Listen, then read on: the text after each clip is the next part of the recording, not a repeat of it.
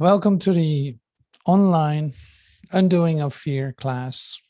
Thank you that you're here directly in class. I really appreciate that. That's so great to have this direct contact with one another. And if you watch this later on YouTube, that's great too. So we can have also direct contact, but in a different way. But it's not time related at all what we're doing here. So every reason to sit back and relax to receive this, what is going to be given. And what is going to be given has everything to do with time, with undoing of time ideas, with also incredible offering of, say, comfort, and so much that it might take you out of your comfort zone. That can really be the case. So it's like, this is the thing that's going to be offered as the remedy, as I said in one of the announcements. It's like the remedy is going to be presented, which is already yours.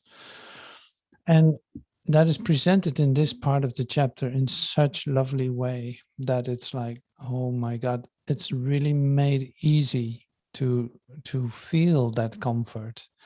See, and what is a great support in the undoing of fear is being comforted by something, so to speak, that you can completely rely on and that you can see as like completely consistent in all its aspects without any exception. That is really what is being presented, in fact. So today I want to start with reading the review of the first 50 lessons, but I only take the first 7 or so, because there's a lot of undoing in presented, and that's also, I also bring this in because of the consistency in the whole plan, in the whole program that's being presented. Like, if you would just use that, it's amazing what occurs.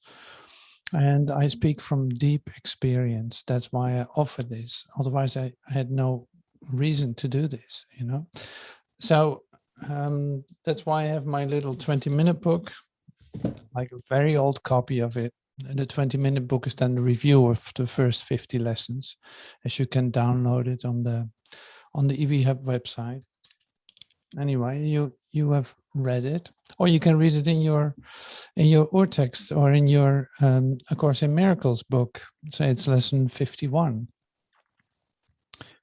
So here we go. Just relax and let this really touch you, come in, let this really affect you. Nothing I see means anything. The reason this is so is because I see nothing, and nothing has no meaning. It is necessary that I recognize this, that I may learn to see. What I think I see now is taking the place of vision. I must let it go by realizing it has no meaning, so that vision may take its place. I've given what I see all the meaning it has for me. I've judged everything I look upon, and it is this and only this I see. This is not vision. It's merely an illusion of reality, because my judgments have been made quite apart from reality. I'm willing to recognize the lack of validity in my judgments because I want to see. My judgments have hurt me, and I do not want to see according to them. I do not understand anything I see. How could I understand what I see when I have judged it amiss? What I see is the projection of my own errors of thought.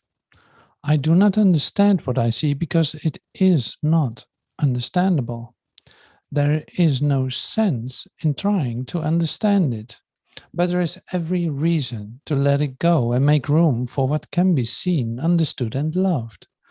I can exchange what I see now for this merely by being willing to do so. Is this not a better choice than the one I made before?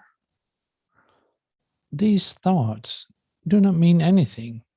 The thoughts of which I'm aware do not mean anything because I'm trying to think without God. What I call my thoughts are not my real thoughts. My real thoughts are the thoughts I think with God. I'm not aware of them because I've made my thoughts to take their place. I'm willing to recognize that my thoughts do not mean anything and to let them go. I choose to have them be replaced, but by what they were intended to replace. My thoughts are meaningless, but all creation lies in the thoughts I think with God. I'm never upset for the reason I think. I'm never upset for the reason I think because I'm constantly trying to justify my thoughts. I'm constantly trying to make them true. I make all things my enemies so that my anger is justified and my attacks are warranted. I've not realized how much I've misused everything I see by assigning this role to it. I've done this to defend a thought system that has hurt me and that I no longer want. I'm willing to let it go. I'm upset because I see what is not there. Reality is never frightening. It is impossible that it could upset me. Reality brings only perfect peace.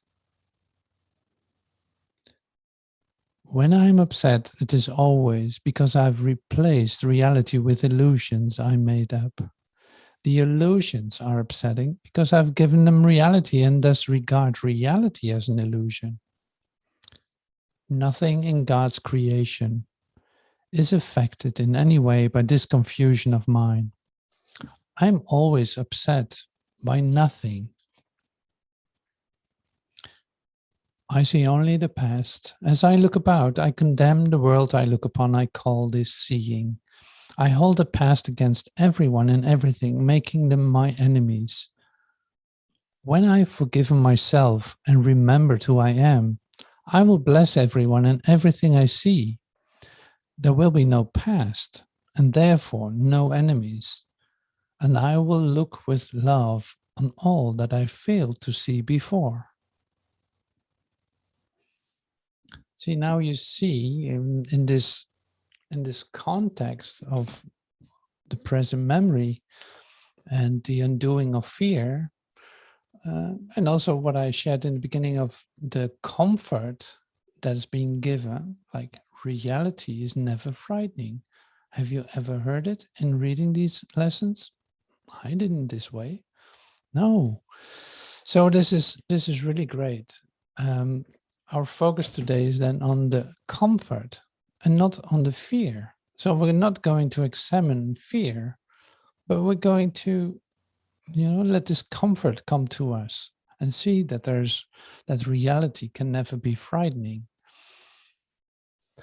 See, and spiritual vision is also part of the first, 7 lessons that I was reading, spiritual vision. So that's always an interesting part of it too.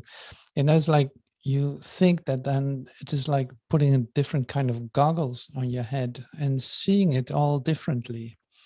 And which is also one of the ideas, it's like that is not it, but yeah, I can imagine. I've seen it like that. So the present memory is then what brings us insight in what is actually occurring. See, and we use this temporarily to understand that you can completely rely on this and that you can see, oh yeah, wait a minute, this is indeed what I'm doing with my mind. And yes, this is indeed what is happening for me. And when I stop that, then something can occur. So that's why I still look a little bit at what you see as what brings up the fear for you. Because in this section of the chapter, it says it very clearly. It's like the past, you see the past as something that has like you associate memory with the idea of past. So you think that the past has something to do with your memory because that seems to be the thing that you're remembering. And that is one way of remembering. Like, it is one way to remember what is already over. And you keep investing a lot of time into that too, by bringing that back into your stories that you share, or feeling still really guilty about what happened, or who knows, whatever you take with you, whatever you seem to have done in the past. So in here, then, in this chapter, it's being said too that you try to fix something in now, so to speak, that was already over. So you try to get rid of the guilt of something that took place in the past, which has no effect anymore, except in your own mind, by holding on to the memory that you have. So there's like no need to do that any longer. So it's more like forgiveness then is to oversee, to literally let it pass by, because okay, it occurred, and that was it. It occurred. And you have to keep this really clear for yourself in how you deal with this, because it's not a form of denial. So that's one thing. It's like, no, if you still think about it, you still bring it back into this moment. So it's not finished yet for you. You still have something to do. But see, you cannot correct your mistakes in the past. So forgiveness then would be like giving up all hope of a better past. Like, you don't have to make the past better. No, it's over. You might as well just let it go. It has no effect on you anymore. You can live in the illusion that it does, but it is not the reality of who you are. Like, it's not really bringing you anything that that is part of you in this moment. So that's quite something, isn't it? It's like, especially in the beginning of the section, it talks about guilt, feelings of guilt, like, oh my God, I shouldn't have done that, or whatever it is.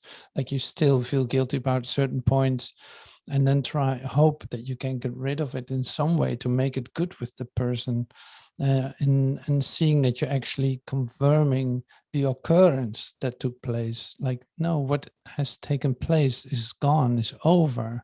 You cannot correct that now anymore. You just have to let it go. And in your letting go, you see that actually nothing happened. So the result then of this action is not denial, but the result of this is that actually nothing occurred. So that is quite interesting. That's quite interesting, like, to use that. But see, it has to do with what are you experiencing when you do so. When you want to hold on to certain situations because for some reason you still attack yourself with it. So you can use it for self-attack, and that's not what you want to do. But that would be one of the things that you're doing when you keep holding on to the past. So no more, let it go. There's no way in trying to fix that or to trying to understand what happened. See, one of the major responses to certain situations is like, okay, let's talk about it later. Let's talk about it later, and we'll work it out. It's like, it's not going to happen. It's actually not going to happen. It's very common to do it like that, but it's impossible. Like, if something occurred, let it go. You'll see that you step into a new moment together when you let go of it. It is just that you can't believe that that is so. That's the reason why you hold on to things. You don't allow yourself this moment to be complete in itself. See, and this is where the present memory is being presented as another skill, like to use your memory. It's a different way of using your memory. It's a present memory. It's a present remembering, and basically being present in this moment completely, not being like torn by past events. No, being completely present in this moment. And seeing that that is an opportunity to be in communication, and see that that is a way to have, say, spiritual vision. You can only have spiritual vision in this present moment. It is not like a future prophecy or a future vision or something. No. So you can only experience that now in this present moment. You can only see this in the communication with, with creation, with every aspect of creation. So that is what you have to keep in mind with the idea of present moment.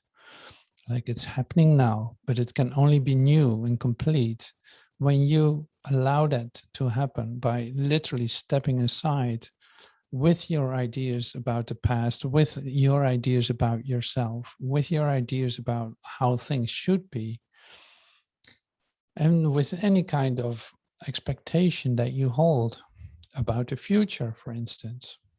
So this is interesting to see this, because like we were the other day talking about Joe Dispenza and his neuroscience. It's like, what future do you want to create is one of the questions that are asked all over. It's like, well, I don't want to create a future.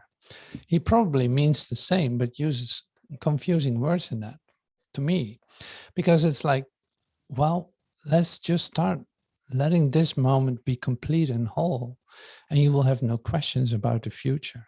It's going to be given right here and right now. And that is the opportunity and the offering in this healing class. So all the undoing of fear is taking place in the present moment. And so I'll read a couple of paragraphs and stop in between, because of their loveliness. Like, it helps you to stand still and let go.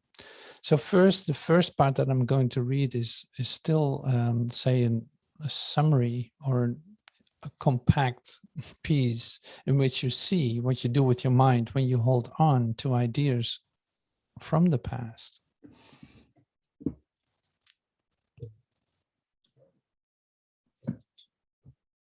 You are so accustomed to believe that memory holds only what is past, that it is hard for you to realize it is a skill that can remember now. The limitations on remembering the world imposes on it, the limitations on remembering the world imposes on it are as fast as those you let the world impose on you. Here it is, like, there's no link of memory to the past. There is no link of memory to the past. If you would have it there, then there it is. But only your desire made the link, and only you have held it to a part of time where guilt appears to linger still. The Holy Spirit's use of memory is quite apart from time. He does not seek to use it as a means to keep the past, but rather as a way to let it go. See, and then it's like, okay, so what is necessary for me to let it go and to see that there is something else? What is necessary for me? So that is where we're pointing at in this class. So step by step, we come closer to that specific action, so to speak, that specific moment. So now we're still letting the world determine how we think about ourselves, thinking that something happened in the past and you got some witnesses that will tell you, yes, you were the one, or you did that. That's why this is happening now. So everyone has this, it's like, that's very common. They're pointing at you, it's like, you did that in the past and I'll keep you to that. So these are your shadow figures that actually prove to you that you did something wrong and it has consequences up to this day.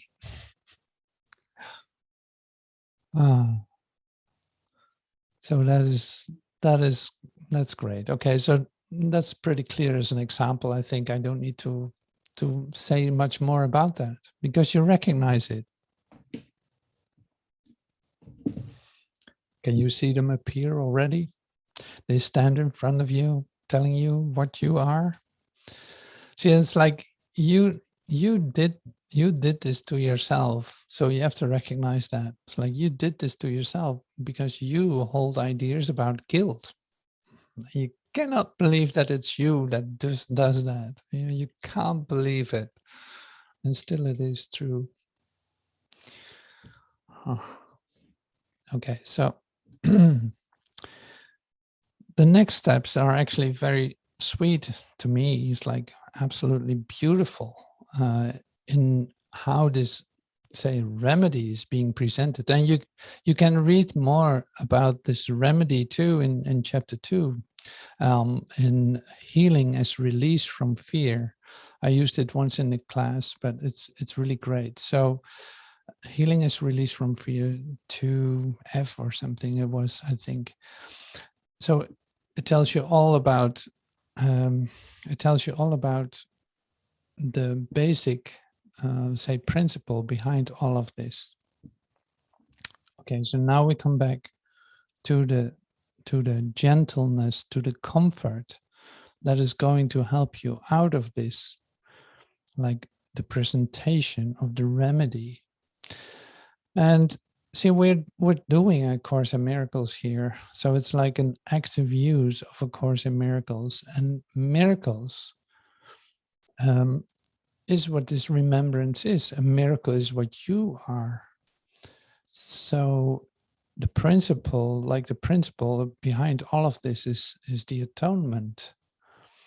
And healing is not a miracle. Healing is the result of this.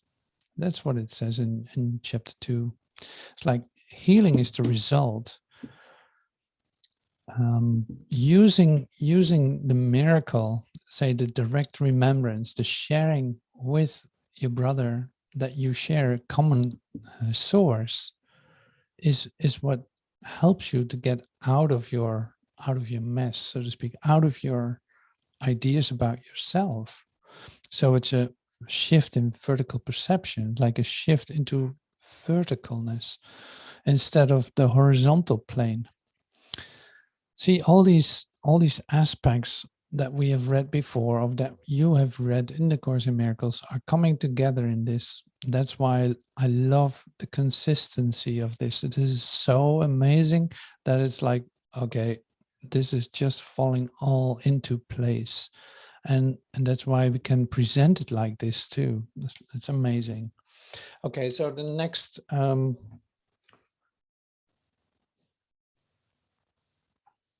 okay, so here's another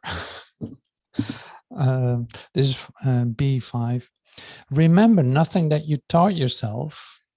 Remember nothing that you taught yourself, for you were badly taught. Who would keep a senseless lesson in his mind when he can learn and can preserve a better one? Yeah, this is watertight. When ancient memories of hate appear, remember that their cause has gone. When ancient memories of hate appear, remember that their cause is gone. And so you cannot understand what they are for. Let not the cause that you would give them now be what it was made them, what they were or seemed to be. So the other way is then, be glad that it is gone, for this is what you would be pardoned from, and see instead the new effects of the cause accepted now, with consequences here, like entering into the present moment. Okay, so the things that happened before and that you suddenly start to remember again in your minds, like you remember the hateful memories, like, oh my God, this one, oh my God, I can't believe it. It's like you don't want to connect it to a cause that you can come up with now to make another connection. You don't want to do that because it is gone, it is over, let it go. So, and be also happy that it's gone, that you don't have to deal with it anymore. You want to be pardoned from it. Well, that happened. It is gone. And see instead the new effects of cause accepted now with consequences here. Okay, so here's the sweet part. They will surprise you with their loveliness. The ancient new ideas they bring will be the happy consequences of a cause so ancient that it far exceeds the span of memory that your perception sees. This is the cause the Holy Spirit has remembered for you when you would forget. It is not past because he let it not be unremembered. It has never changed because there never was a time in which he did not keep it safely in your mind. Its consequences will indeed seem new because you thought that you remembered not their cause with a capital C. Yet was it never absent from your mind, for it was not your Father's will that he be unremembered by his only Son. So they will surprise you with their loveliness, is what it says. So this is like, okay, that's not so easy to read and understand what it says here, but it comes down to this. It's like the memory of your loveliness, like the memory of you being completely present here and now, being loved and in pure communication with your Father, is kept for you. It's like, no, that you didn't lose that. No, we will come to in a later part of this text, we will come to it when it comes to you. It's like, but you cannot lose it. You can be sure of that.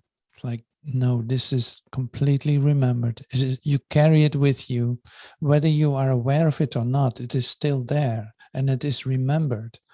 So that's why we want to continue to hear to hear how this comes to us. See, but there's an incredible comfort going on in this, to see that it was taken, like it was not taken from you. No, it has been with you all the time, like the remedy which is with you all the time. It is say available. You didn't lose it. And one of the one of the greatest fears, in fact, where you walk around with, is the fact that you think that you lost it, that you are separate, and that you are lonely, and that you are like, you have every reason to be depressed. But when you hear this, you see, oh no, and that's not so. That was just a confusion of mine. No, it is here. It is remembered for me, in me, for me. And it will come back to me as soon as something happens that we will read in a moment.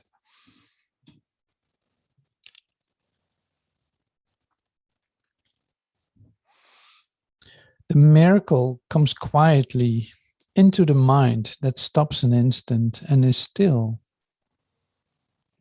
It reaches gently from that quiet time.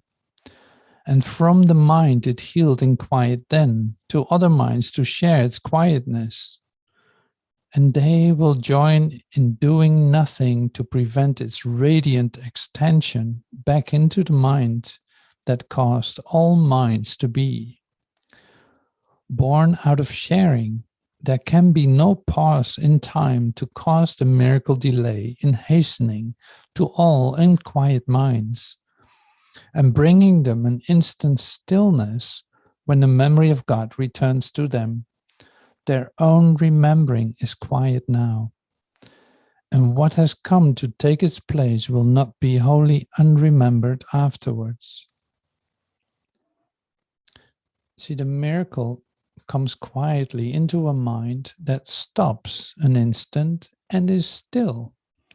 So we have been in this practice. We are doing this.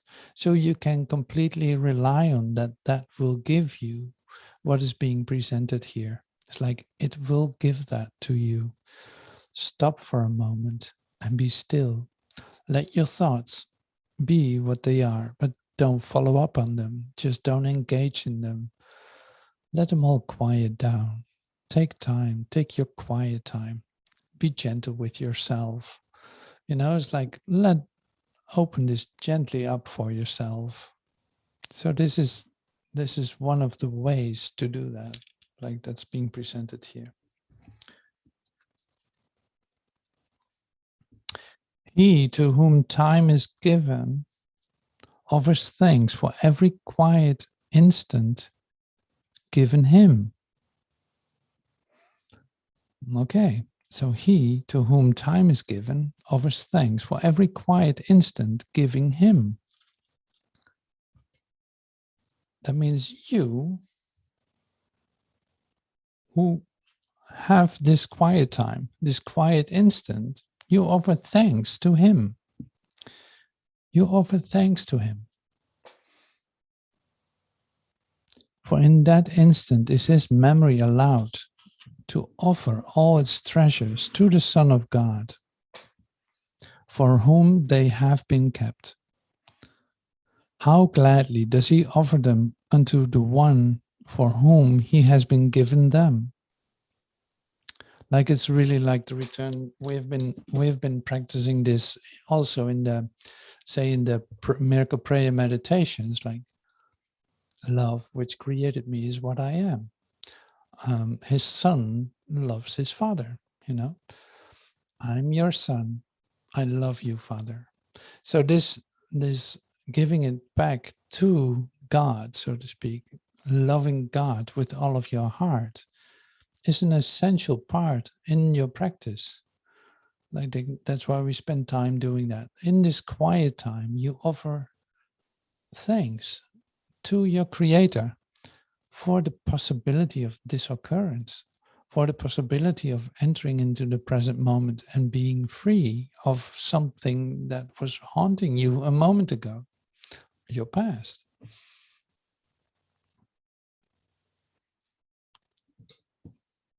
Okay, so here's another beautiful paragraph. How instantly the memory of God arises in a mind that has no fear to keep the memory away. Its own remembering is gone. There is no past to keep its fearful image in the way of glad awakening to the present peace.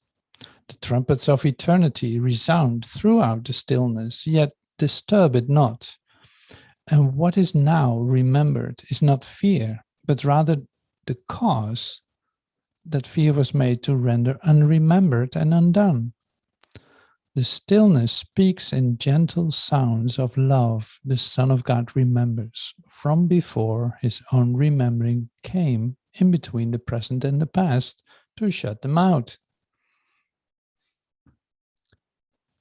How instantly the memory of God arises in the mind that has no fear to keep the memory away. Its own remembering is gone. So this is like, yeah, this is in the practice too. It's like, if I speak for myself, the letting go, constantly letting go of everything makes it you really forget things easy too. So it's not so hard anymore to hold. Yeah, you don't have to hold on to anything in that sense. So you let go of situations, of persons, of ideas, of names, fate. Yeah, who knows what. Like your memory doesn't seem to work that well that way anymore. And that makes it a lot easier, one way or another, to remember here and now. It doesn't make it so hard anymore. So it's one of the side effects, you can say. It's like, whether that's practical or not, I don't know. But see, the fact that you can remember the present moment is amazing and a great gift. Like it is coming to know yourself. Not the one you made, not the one you defined, not the one you want to be, not the one blah, whatever. No, just being what you are without any definition and limitation. And in a joyous remembering that is being shared. Wow.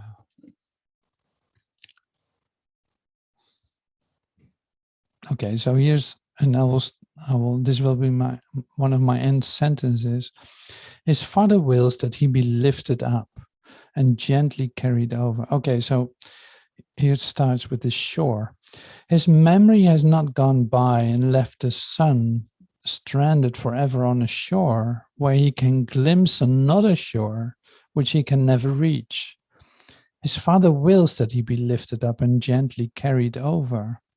He has built the bridge, and it is he who will transport his son across it, having no fear that he will fail in what he wills, nor that you be excluded from the will that is for you. It's like, well, that would be a terrible thing. You are standing on a shore, you see on the other side, they're having great fun. Like it looks like the best party ever. And you don't seem to be able to get to the other side. Like it's a terrible image. It's like what hell is, right? Thinking that that's not for you.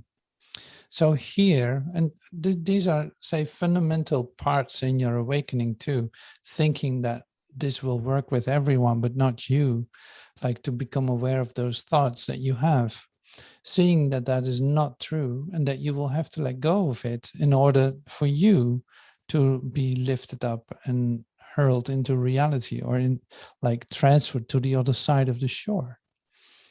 So it's, see, all these things come back to us as parts of our awakening, and seeing, oh yeah, there's nothing that can stop me from doing this. I really thought it was, and that was my cause for loneliness and for deprivation and all that. Like I didn't feel happy by that idea, but I didn't know how to get out of it. So in here, like on a very deep level, you get the confirmation that it is working despite your ideas about yourself. Like you just let go, have your quiet time, take time to let it all fall apart, to let your world, your ideas fall apart, and see that something else is arising. In doing so, you just become still, and this can enter into your mind, like it literally, you're going to be lifted up. So that is the incredible comfort that is being presented in this section of the Course in Miracles, chapter 28, section B. You know, it's amazing. So that's so lovely. So this is in the undoing of fear, to put it in a perspective in that way.